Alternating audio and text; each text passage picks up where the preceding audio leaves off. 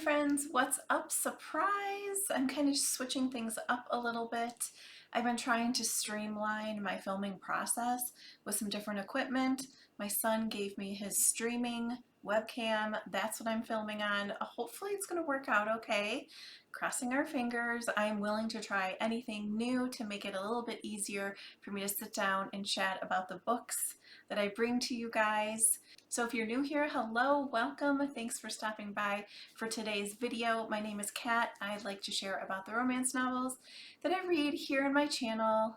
Make sure you scroll around my channel and look through some of the other videos and see if we have read any of the same authors. The book that we're going to talk about today is an author that I have read all of her books except for one, which I really need to get to because I like being able to say I've read all of their books. I've been reading this author for a few years now, since her very first book, which I loved. The book we're going to talk about today is Resisting the Grump by Ashley Munoz.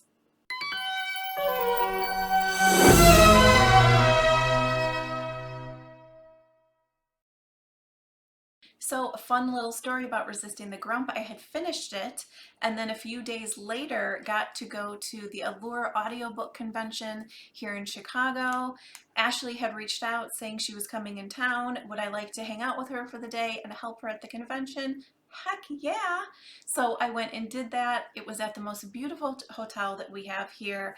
I mean, there's lots of pretty hotels, but the Palmer House Hilton is like so gorgeous. It was my very first book signing. It was so much fun. My throat was dry and scratchy by the end of the day from all the talking. I had a permanent smile on my face. I was exhausted by the end of the day. I met so many lovely people. It was so much fun. And thank you again to Ashley for asking me to join you because it was just one of the best days ever. I already have tickets to my next book signing. It's out of town though, the next one. So we'll see. It's next spring. I did film a little bit while I was at Allure with Ashley. I took a few pictures. I'm hoping to bring you a short video on that day because it was just so much fun. I really wanted to be present that day, but I did try to take pictures and I got some great books. I did buy books. I was given some books. It was a great day. And that being said, stay tuned till the end of the video because I happen to have two of these gorgeous babies here. One is for me. Let's just wait till the end of the video to talk about the other one. Resisting the Grump. Okay, now I knew going in, because I'm in Ashley's reader group and also on her ARC team, that in a lot of ways this book was personal to her and that it was coming from a special place in her heart. I was like, okay, good. I like hearing that kind of background with stories. So the book is about Raelynn. She goes by Rae and then Davis. So I think the way the book's marketed is Grumpy Sunshine, and I don't think that does enough justice for their story, in my opinion. The way Ashley writes this book and their story, there's so many layers that get peeled back as we're reading that I felt like it started in one place and then in the middle there's definitely the Grumpy Sunshine vibe going on with them, and then it ended in this whole different place. And I really like that. I mean, I know we have to assign tropes. I get it. You know, it helps us figure out what the book is and the blurb with, you know, before we buy it and read it. So, but I really liked that it's not just Grumpy Sunshine. And I really liked all those layers. It's unrequited love, it's first love, it's puppy love, it's a little bit of stalkerish, it's a little bit of obsession, it's a little bit of like young teenage crush. And that's where the story starts with Rae. We know that Davis is the object of her crush. We know she is super intense about him. And we know that something happens and she's completely humiliated. So she just is like, oh my God, I have to get out of here. She ends up leaving town. She goes to New York, she goes to college. She does not look back. She never comes home. She's embarrassed. She does not want any part of what she has spent, you know, a year or two of this crush is like solely focused on him. she just wants to leave it behind, ignore it, put her head in the sand about it. She's embarrassed. I understood that. I understood maybe doing things when you have a puppy love crush and you're, kind of immature, and doing things that you look back on and you're like embarrassed that you even did. I mean, I would say I have a few things I could come up with. I really connected with Rae on that. And so I knew that this story was going to bring up all those like young teenage cat moments that I don't want to think about. So when we start the book, that's where we are. And Davis is aware that she has this fascination with him, but he's a few years older and he's kind of an ass about it. But then all of a sudden, Rae's back in town. She comes back in town because the small town that she lives in, it's small town vibes as well. The town that she lives in, which is happening so much and has been happening for years all over this country, like the main street small town is disappearing. But Rae's a marketing person and she feels like she's at a point in her life where she can give back to her town and also help her parents' business. So that's what brings her back in town. She's older, she's wiser, she's out of like the awkward teenage years. She's a young woman, and Davis doesn't know that she is who she is. They are put together in situations that were, hold on a second, Rue is scratching at the door. She wants to come in. Okay, come on. Come on. Okay, come on in. So life keeps putting them in these situations where she knows exactly who he is and he doesn't know who she is, and she is fine with that. This is something from each of their perspectives towards the beginning of the book. The first one is from Rae. Before I share that, I thought it was cute. She's got her best friend that lives next door, and they're like all excited to see each other again. And they're chatting, and it was interesting. I can't remember if it was Rae or her friend, but somebody was like, I guess we become grown-ups now. Like they're both back in town trying to help their parents out. Isn't it funny, like when you get to that point in life when you're like, oh, wait, I'm the grown-up. Anyway, this is from Rae's perspective, and it gives you a little background on where she is when the book starts. Hearing her say his name was like a quick slap of reality. The hurt, the humiliation, the entire reason I had moved so far away. The fact that what he did still outweighed all the things I had overcome these past 4 years. Living in a tiny box while working 3 jobs, attending community college, breaking my neck to get across campus because I chose not to add on campus housing to my growing debt, the endless night shifts, the early morning classes, the smell of living in New York with no money. It wasn't glamorous, it was shit. Pure shit. Yet this gaping wound from Davis still apparently bled, while all the other battle scars were stitched up.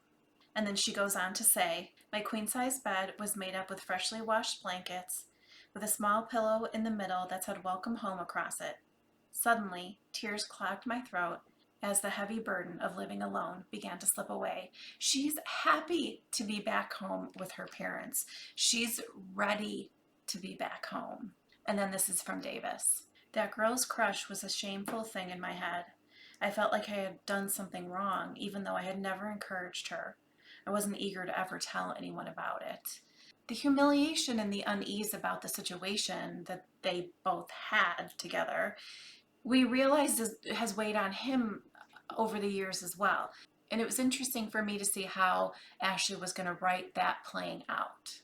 There was a lot of anticipation on my part as the reader waiting for the other shoe to fall. I was not sure about Davis, I have to be honest. I didn't necessarily like him. No, maybe that's not the right word. Let's just say I wasn't sure about him. My opinion was still to be formed about him. There's things that he said that I was like, ouch. Ashley definitely amped up the heat. And if you've read the book, you know all about Davis. A way of talking. That I was like, oh, okay. And he said something in a very steamy moment that I was like, and it was so simple, but I was like, oh my God, it was so sweet. And I'm not going to give you all the details, but he says, I like you here. You fit perfectly. And it was, I don't know why, but that just completely disarmed me.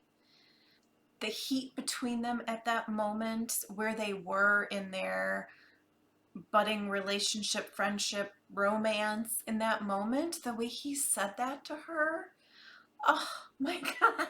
I was like fanning myself and my heart was pounding fast. And it was just like the most simple thing, but it was so sweet and sexy. And then he starts with these swoony things, one after the other. Oh my God. These are two I really liked in particular. I didn't wait for her approval. I wrapped my arm around her waist and tugged her to my chest, forcing her nose into my neck. This felt right, her warm body against mine, while the rain slammed against the window. I caressed her back in soothing strokes, feeling her breathing slow, until eventually it evened out and she was asleep, smiling into her hair. I let my eyes close and left my heart wide open, willing to accept anything Raylan Jackson would be willing to give me, secretly hoping it would be everything. I mean, right? And then this one, and this is from Ray's perspective. We ate in silence while both of us had smiles that stretched along our faces. Rain started to pelt against the roof again, and for some reason, I had to watch it. I made a humming sound, grabbed my coffee, and sauntered out to his covered patio. Curling up in one of his loungers, I watched the downpour as it washed the tall evergreens beyond his yard, amazed at the thick fog that clouded Mount Macon. That, with the smell of smoke, it was the most perfect autumn aesthetic ever. Yes. Can't you just see all that? Davis was out seconds later, holding a few pieces of birchwood. He loaded the small, I don't know how to say this word, chiminea. You know what I'm talking about? That like funny looking thing. I know what it is, I just don't know how to say it. With wood, then lit it and shut the small hatch. He offered me a blanket and then snuggled in behind me, holding me to him. It was the safest I'd ever felt in my life. All of that, I loved. A little bit later, she's talking to her mom, and I don't know why I found this so funny, but you know, she's in her middle 20s-ish at this point. And she has spent the night at Davis's, which I just talked about, and she's coming back to her parents' house. And they're both kind of like dancing around like where she was the previous night. And her mom's kind of asking her like about them. And she says, as in, we're spending consensual adult time together and enjoying one another's company. Consensual adult time. Oh my God, I just thought it was so funny. I totally love them, and I was dying because I was like, oh no, you know that something bad is gonna happen.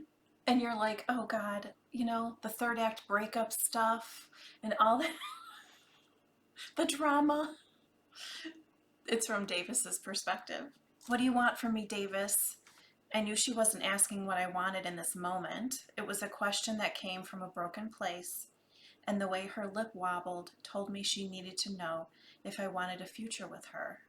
I want to take you home and let you steal my flannels. I want you in my kitchen when I make you breakfast. I want you on my chest when I wake up.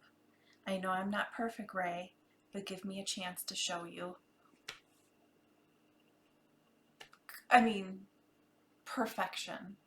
Let me know if you have read Resisting the Grump or any of Ashley's other books. You guys know I always love to hear. I would encourage you also to make sure that you read the very end of this book and the author's note. Ashley talks about something really personal, and what she wrote really spoke to me. And I wanted to acknowledge that because I know it's not easy for authors to put their heart on pages and then release it for us to read. And there's people that are like really kind of cruel in this world. She goes into why she wrote this book, and I felt like, you know, it's really important when people share their hearts and personal things like this to acknowledge that. She is acknowledging her life experience through this story. I really appreciated that, and it helped me connect not only to her more as woman to woman, but also reader to storyteller. She mentioned something about romance books, and she just hits the nail on the head with this very simple sentence. She says, "Romance looks different in every story, which is why each one is so unique." And it's so true. And that's why I love reading romance. Okay, if you stay till the very end to this part, I would like to share with you guys something really special, which is a signed copy of Resisting the Grump that Ashley signed. And forgive me, but it is going to be US only. All you have to do to enter to win this is be a US resident, be willing to share your address with me, your mailing address with me, be a subscriber of my channel, and leave me a comment down below in this video and tell me which of Ashley's books is your favorite. I will keep the giveaway open for 1 week after this video is uploaded. So good luck, everyone. Thanks for hanging out with me today, guys. I'll see you soon.